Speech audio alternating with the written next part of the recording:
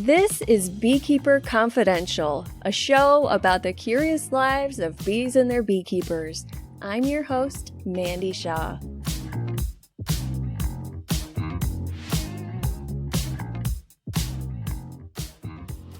I want to give a special thank you to Harriet Stevens for requesting today's guest. Our guest has been on my long list of people to talk with, but because of Harriet, I reached out to him much sooner than expected. Today's guest has dedicated his life to rewilding the honeybee population. He touches on aspects of our life with bees that are too frequently overlooked by the industry: heart and soul, birthrights, ethical and moral standards that place the needs of the bees above the commodity of honey. Because of his efforts, there is now a movement to reintroduce honeybees into wild nest cavities, a rehabilitation to bring bees back to nature. Through this gesture in honoring the identity of Apis mellifera, he hopes to refocus how the global community looks at our lives with honeybees. In this episode, we are taken on a journey that I hope will bring you as much joy as it has brought to me, and a new lens to look through. Friends, meet Michael Thiele.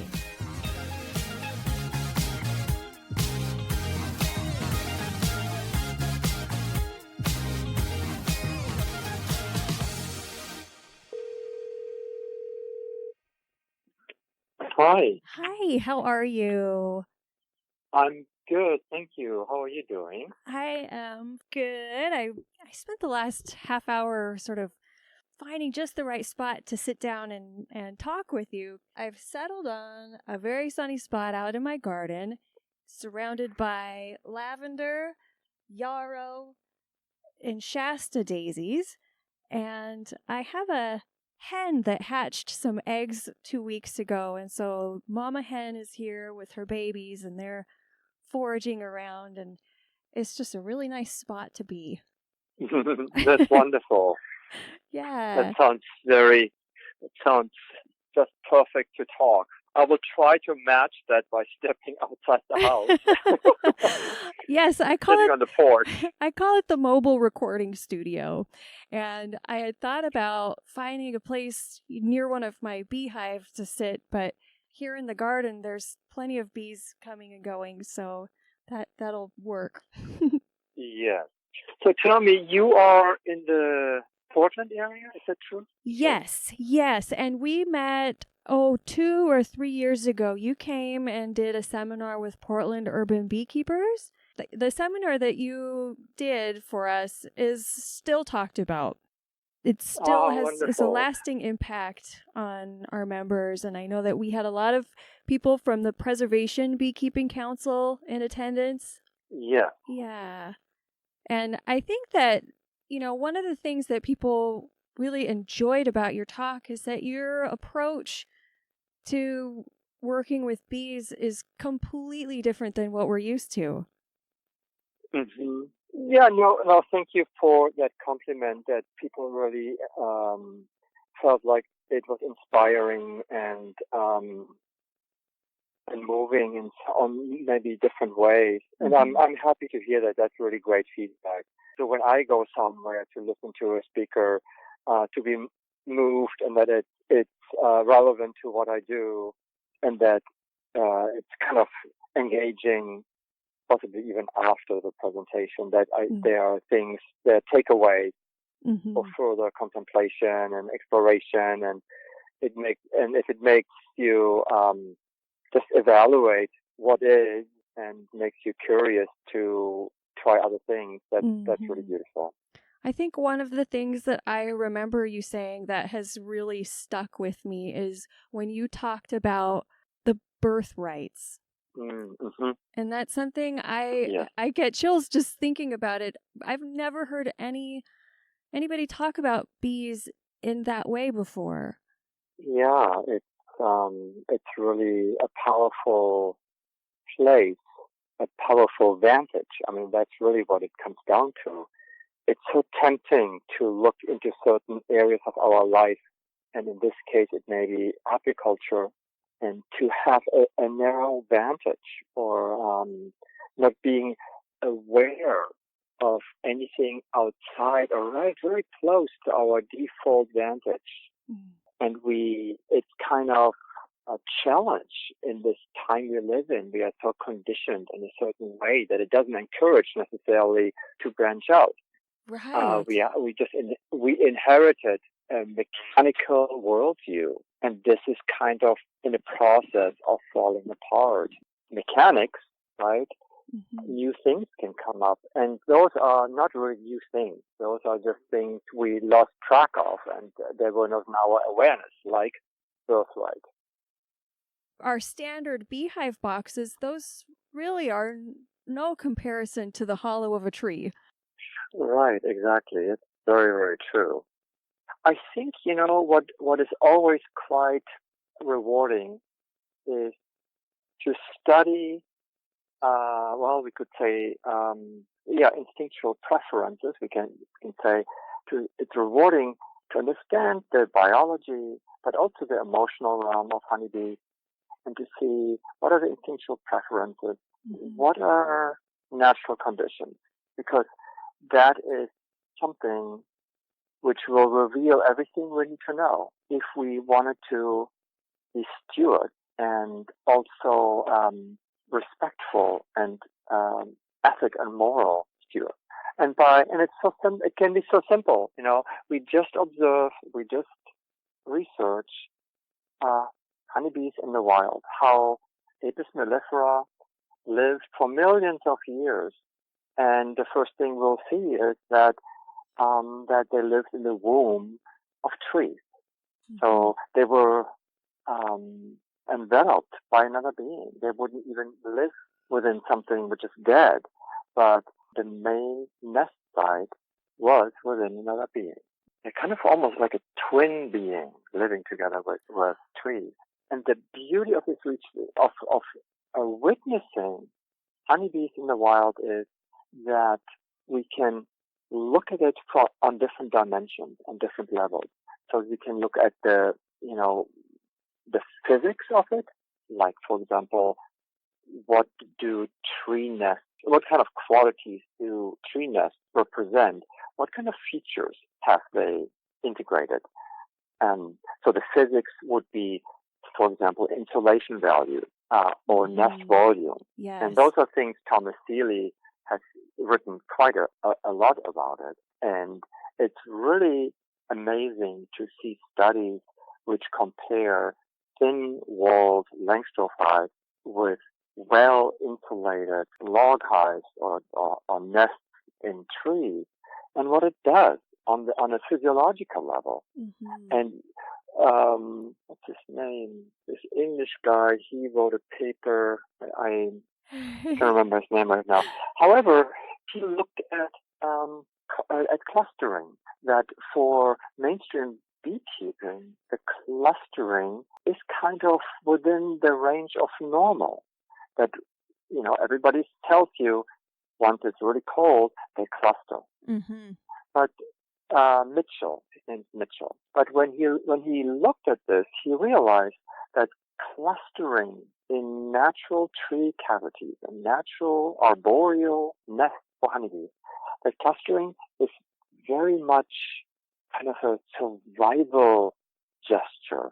It will happen only at -20 Fahrenheit, where the onset of clustering in Langstroth boxes can be already around, if I remember right, around 45 Fahrenheit or so. Mm-hmm.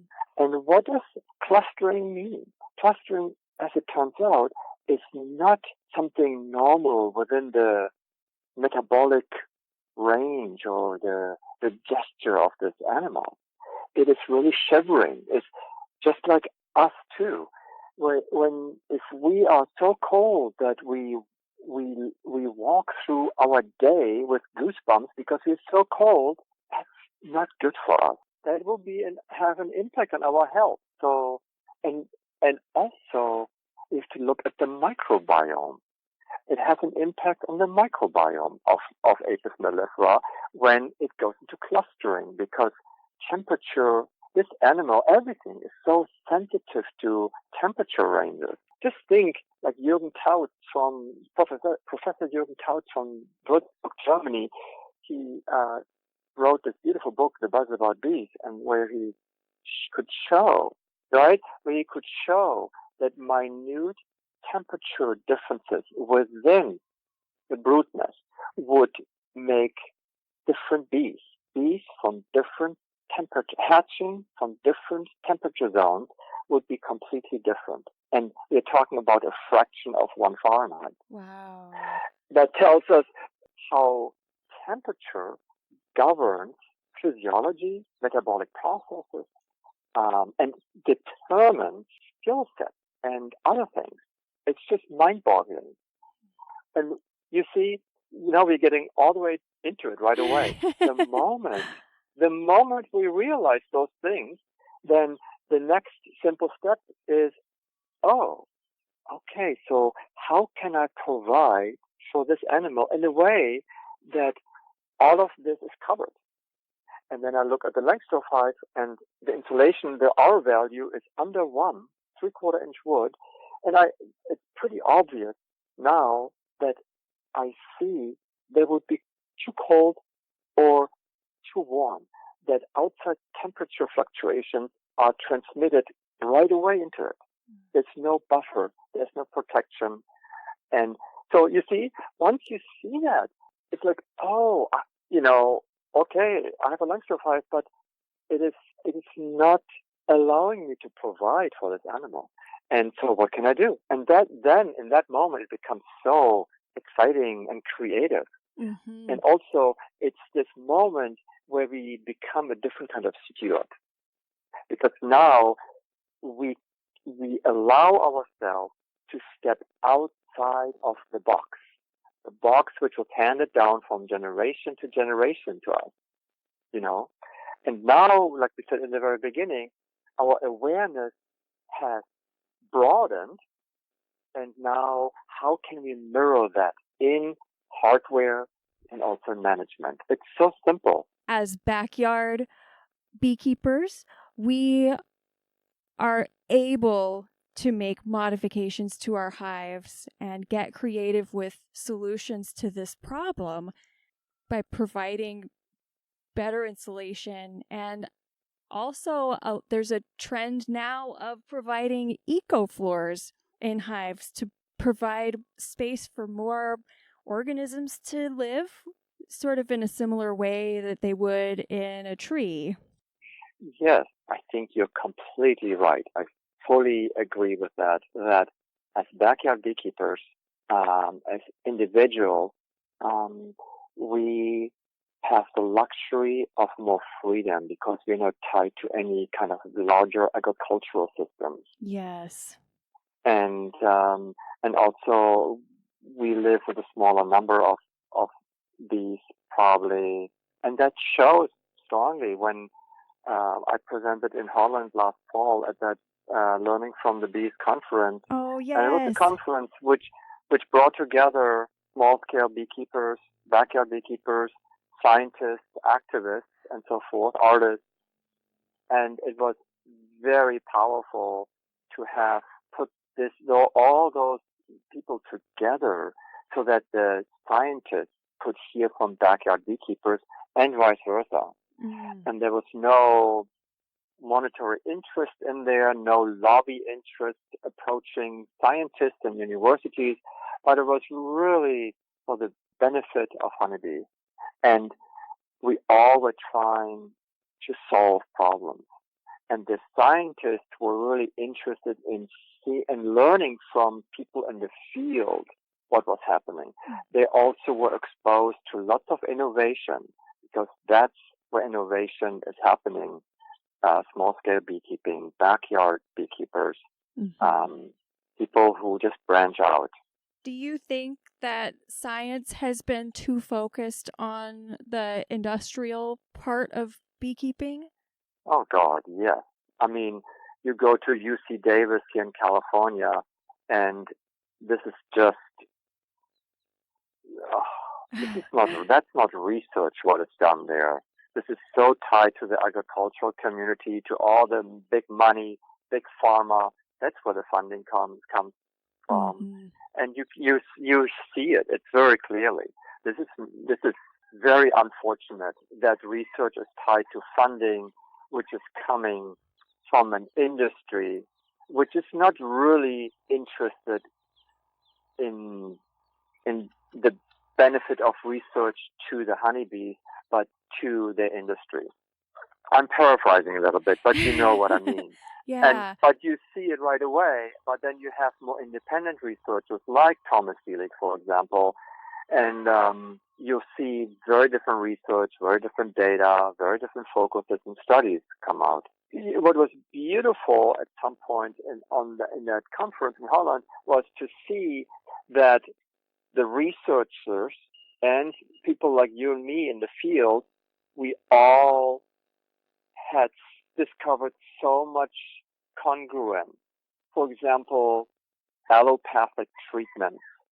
And we both sides said we have to educate legislators, because wherever there's a treatment requirement coming from legislators, they need to be educated. They need to know that scientific data shows us that that is the wrong path. It will generate profit for those who want to sell that product, the poison, the medication, but it doesn't serve the world, really. Right. And it was very powerful to see this. And I think that's one big part of what should be our work, is to educate legislators. That was something else that you spoke about when you were up here a few years ago that I hadn't really considered. And you were saying that when the Langstroth hive became the standard, and then there was this requirement of hives having to have those removable frames, that it was put in place because of the lobbyists. They weren't thinking about the benefit of the honeybee. They were thinking about the benefit of industry. Right, exactly. And it was, that was in the Langstroth hive was invented in the late 19th century at the peak of the Industrial Revolution. And back then, mechanics ruled the Western Hemisphere. That it was the death of enchantment. It was the vanishing of emotions. And it all was abandoned for the sake of a very strong reductionism. It became just moving parts. It was the end of soul. It was the end of persona. It became so impoverished. And that's when the Langstroth hive was invented.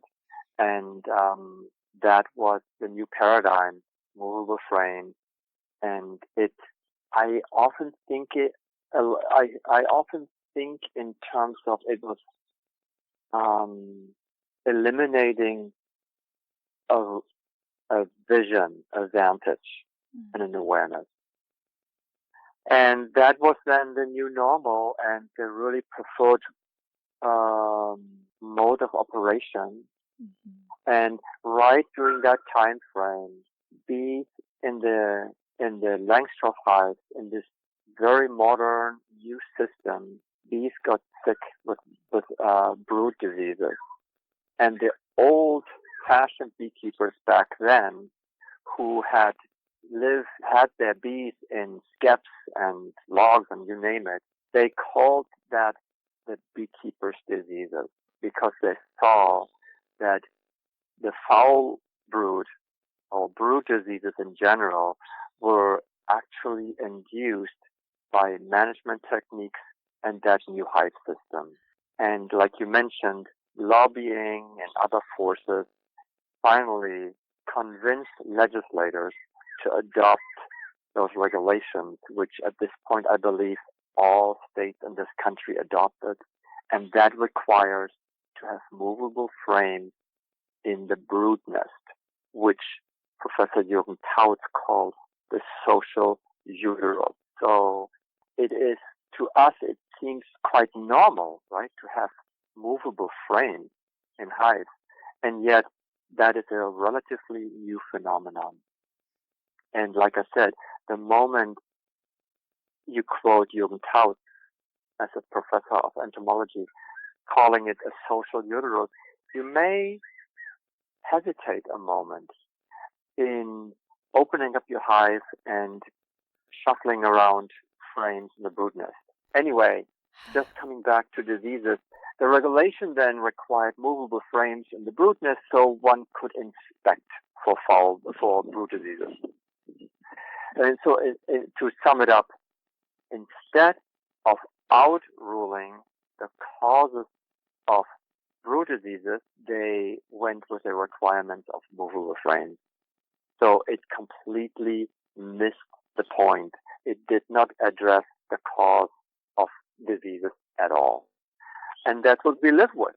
And now it's 100 years later, and now we live in the 21st century.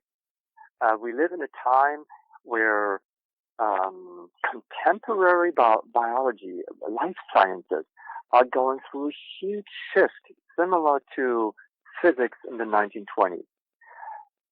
The very notion of what is an organism is dramatically shifting. It's kind of falling apart. Oh, yeah. And so within that, so that is shifting. And just to give you one little idea what this is about, and I'm not claiming to know it all, but now the new concepts are those of holobionts and hologenomes, which means that any organism is now seen as a different kind of whole, which includes the microbiome. In the case of humans, at least half of every single cell in and on our body is not human. And how can we approach disease without knowing what this other half is about? Yeah. And not only that, so that opens up a whole new way of being with opens up a whole new way of approaching medicine, healing, illness, health. It's completely unexplored territory, and it shifts the contemporary paradigm to a whole new level. And maybe one more word on hologenome. It is now becoming apparent that our DNA reveals the history of interconnections between various organisms throughout space and time. And it is not completely independent of its environment, but rather always and only interacting with all genetic information within us, which comes from a multitude of other organisms. In other words, every single shift within our own genetic information is influenced by all other organisms, by their genome. It is, the DNA is not an independent something which is self-governed. Some parts are, but mostly what I'm trying to say is that we are right now losing control of this concept of conventional genetics, that it becomes the world which is always in relationship with our genetics, with our DNA. We are not this independent being surfing the world. It is, we are being served anyway. So you see the notion of an individual is right now undergoing a dramatic shift to an extent where some researchers in life sciences right now say there is not such a thing as an individual. We cannot make a case. We cannot define anything as such anymore, but rather it only can be understood within the vast web of all different life forms. Yeah. Where I was going with this was that I was trying to paint an image of where we are now in relationship to 100 years ago when those regulations came into place.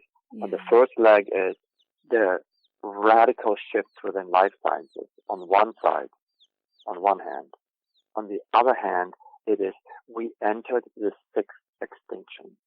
We entered the geological period of the Anthropocene, or the different names for the time we entered, or the Great Acceleration. That is the fundamental threat to life on Earth, the threat to biodiversity. The UN just published this big report in April of this year. Climate crisis. We live in a world of crisis, or we could say we live in a world where everything is leaving that what countless generations had lived with. Stability. We are losing the stability of the Earth life sphere, and it's human-induced. So we are now talking about survival of the planet. I don't have to tell you, look into sciences, right? Climate science. It is a call to consciousness. It is a call to action. It is also a call to ethics and moral. Mm-hmm. And now I painted this long loop just to come back to regulations. Those regulations were written 100 years ago in a very different time. We are living in a time where we have to respond to a reality and hopefully be guided by ethics and moral. And this urge to become stewards and to do everything we can to safeguard life for future generations to come. And in a time of crisis, the Chinese character, right, has always two, and you probably heard that. The two characters are danger. So the for crisis is danger and opportunity, and that's where we live. That's how I see it.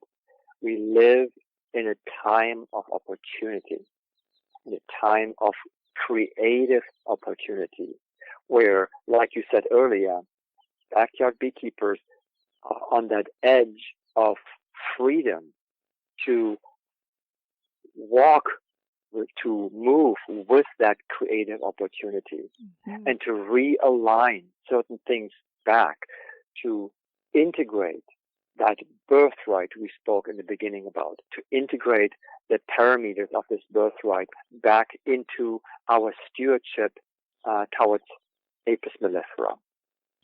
And how radical, or maybe we should say, the question is, how faithful can we be to that birthright?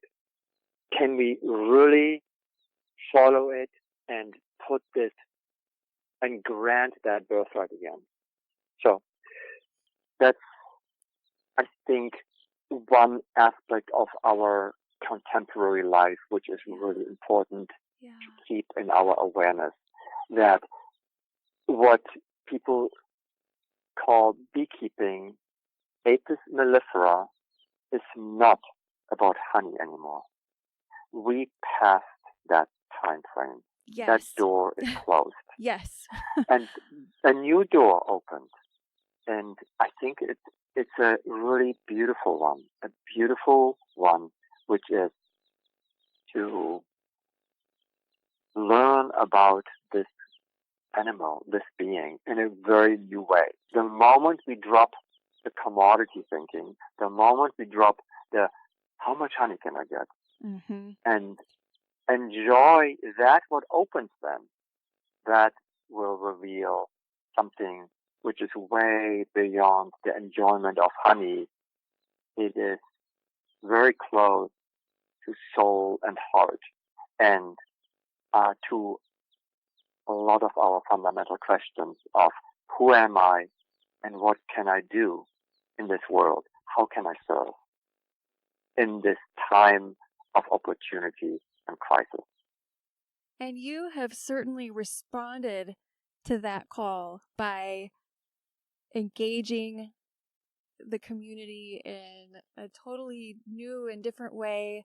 And you have video series on YouTube that I find incredibly provocative. And you've also been doing salon. Can you talk a little bit about that? The arboreal apiculture salon? Yes. Yeah, I started out with that I was missing talking to people about certain kind of topics. And yes, there is sometimes a meeting with someone else and I can talk over on the phone. But I felt like, how about we create a forum, a global forum where you can dial in. If you like to join, you dial in from wherever you are, from whatever continent or country, and you can talk to people about things you may not be able to talk to with other people. Yeah. Or maybe you can, but you enjoy being in a group of people to inspire and be inspired by. And I really enjoy collaboration, to come together as a group of people and see what's happening in the world. What did you do and what do you pick up? Where's your curiosity going? Lots of questions. You don't have to have an answer. But that was my basic motivation. And I wanted to do it with someone together, so I asked Jonathan Powell from England whether he would join me, and he said yes, he would. And now since, I don't know when we started, earlier this year we started, and we have now what we call an arboreal apiculture salon, which is online. It uses a video platform, so where it's video and audio. And we sometimes invite people, they interview, and sometimes we have discussions afterwards. For the last salon, we invited traditional tree beekeepers from Belarus and Poland, and they showed us what they were doing over there in Eastern Europe. And they have the benefit of having inherited the tradition of tree apiculture. Yes. And they're yeah, right. And there's this renaissance of tree apiculture coming. And they interviewed the last survivors almost, and they're discovering all old written manuals and other documents in Polish and German and Russian. Oh, wow. And they're of course they're offering classes and courses, and it was really amazing to spend time with them in the salon, and everybody was quite inspired. And we call it arboreal apiculture salon, and what arboreal stands for is not just bee nests in logs and trees, but arboreal stands for the birthright, because arboreal describes the indigenous nest environment, you could say. Mm-hmm. And that's what we are focusing on, and the creativity coming with it, placing it into the 21st century. If the information about the next salon is always on our website, and in my case, on my end, it's apisarborea.com, and it's always under events. And then I think the Natural Beekeeping Trust in the UK has it on there. And I think I need to come and join one. Yeah. I am very lucky in that I get to keep many different types of hives, but I do have one tree hive in my yard. And it's very special. It's very special to me. What is it, a log hive, or what do you have? It's a section of tree trunk that was removed from somebody's yard with a colony living in it. Oh, yeah. Yeah. And it's about 4 feet tall, and it has about a 3.5-inch diameter hole in the very center of it, and that's their entrance. Yeah. And it had a colony in it when it came to live in my yard, and that went on to live 2 more years. And then last year, it swarmed about 8 times. And after the 8th swarm, it just didn't quite bounce back. And it ended up that it died in September. But this spring, a new swarm moved into it. Oh. Yeah. And Lucky you. Yeah. And I'm not surprised at all. I knew they would find it and choose it. After the colony had died out, I removed some of the combs from it because they were just very black. And so I removed it knowing, when a swarm moves in, they'll rebuild, they'll put in some new comb, and they have. Yeah. Yeah. But I think it's really wonderful for me to have this experience where, yes, you can have a bee colony that is in a super insulated cavity with very texturized interior, without any screens, without ventilation ports. Yeah. After your visit to Portland, I made some modifications to my Langstroth hives to provide them year-round insulation and a different entrance up at the top, and they've propolized it, and they've done really well with these lids that I made for them. So I'm going to continue to do that, and I encourage anybody with backyard beehives to do the same. Like we were talking about, be creative and think about ways where you can make the hive more suitable. Right, exactly. Yes, that's wonderful. I'm so glad you're doing that. Near the end of my interviews, I always ask guests if there's anything else that they want to talk about.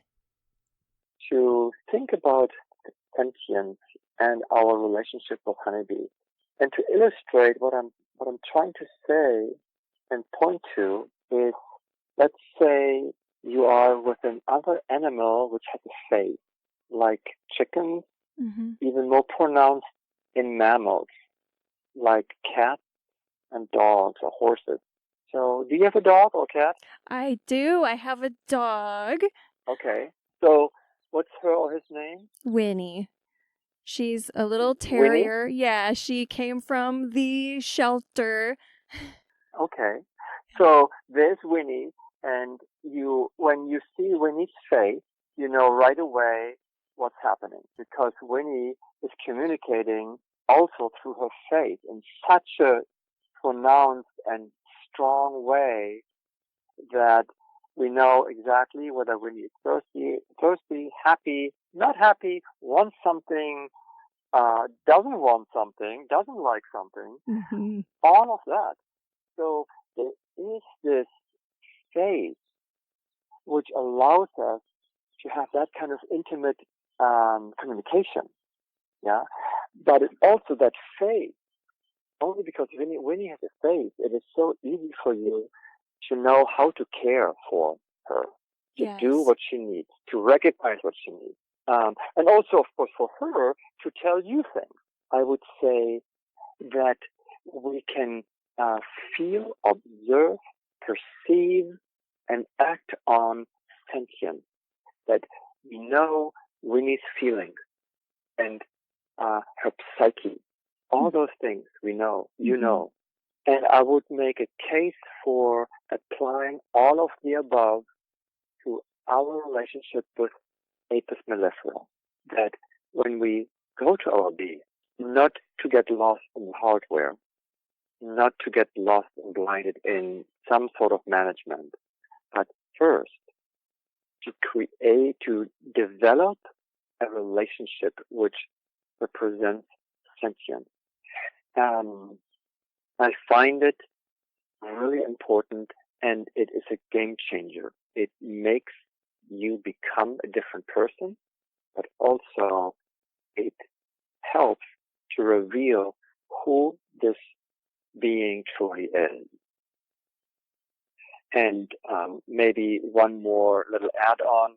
Because we think it is so important, we actually will dedicate our next arboreal apiculture salon to the subject, to the topic of sentience. Oh. And we'll see. But that is something which I find really important, because I think it belongs into the opportunity we all live with to be in the 21st century with all the challenges. The awareness of sentience have to be part of it because it's beneficial all the way around. It has been so cool to talk with you. I know. It's so nice. So neat. You're sitting out there with your chickens, and I sit out here on my porch. Oh yes, tell me about what's your scenery right now. What's around? There are lots of trees, all kinds of trees. There are two little redwoods, and with little I mean they're like 40 feet tall, but they're young. And there's this beautiful willow tree in front of me with dead branches, crowned with dead branches, and she is so beautiful. Oaks and some native oaks. And then I have a liquid amber tree to my left, which has a log hive in it. Oh. And there's one thing I can tell you about that, Mandy. To have log hives in deciduous trees is so beautiful because as we go through the seasons, the canopy is shifting, of course, in color, but also in density. And in winter, there are no leaves, and the sun can reach the log right away. Oh. And the flight pattern is so beautiful in the spring before leafing out. And then slowly the leaves come once with a warmer day. And right now it's completely shaded. And it's so thick that the flight path is different. They have to fly up on one side and to find an opening in the canopy. And on the back side, there's a little alleyway out. And then comes fall, it goes the other way again. So it's really beautiful. Wow. How many of those tree hives have you placed to date? Oh, I can't even count them. There's so many. And it's all over the North Bay. Mm-hmm. People are so open to this now. Mm-hmm. Even, I started with that in 2007, and people reacted quite differently then. More reserved and not so sure. But now, just 12 years later, you say log hive and bees, and people say, oh, yeah, that makes so much sense. Yeah. Because that's where they live for millions of years. And you don't even have to say anything because people sense it. And that's interesting, Mandy, because it shows how awareness has shifted. People just know intuitively things which they may not have 10, 15 years ago. And that's really encouraging. And it makes me very happy. Well, thank you. That was very sweet to talk to you. Yeah. I wanted to ask you, what is the correct pronunciation for your name? I've heard it pronounced several ways. It spells like Michael, but it's pronounced Michael. Michael? Yeah, very good. Yeah, Michael. It is this. I grew up in Germany, so it's the German way of saying Michael, but it's also just a Hebrew way of saying Michael. Michael. It's just a different pronunciation of that word, of that name. Okay, so Michael. And even very good, Michael. And I would say 80% of English speakers have a hard time with that in the middle. My wife cannot say it, so don't. I think what I'm saying is, don't worry about it. Just call me John or something. And then what about your last name? Thiele. Thiele, okay. Yeah. Thiele, is it? Ignore the H. Okay. This has been such a pleasure, and what a beautiful afternoon to sit in my garden and talk with you. Thank you. Oh, yeah, vice versa. Yeah, that was really, I enjoyed it deeply. And I'm so happy that you have this arboreal nest in your landscape right there in front of you. Oh, okay. I will talk with you soon. Okay, thank you. Okay. Thank you very much. Thank you. Appreciate it. Take care. Okay, bye. Bye. To learn more about Michael's work, you can head over to my blog at waggleworkspdx.com or visit him online at GaiaBees.com, where you'll find links to his YouTube channels and the Apis Arborea website, where you can sign up and participate in the arboreal salons that we discussed in today's episode. If you've been enjoying the show and want to become a patron, visit patreon.com/Mandy Shaw. This show is 100% listener supported, and I appreciate each and every one of you for listening, sharing on social media, for leaving reviews, and for taking the time to send me emails with comments or requests. Until next time, may the buzz be with you.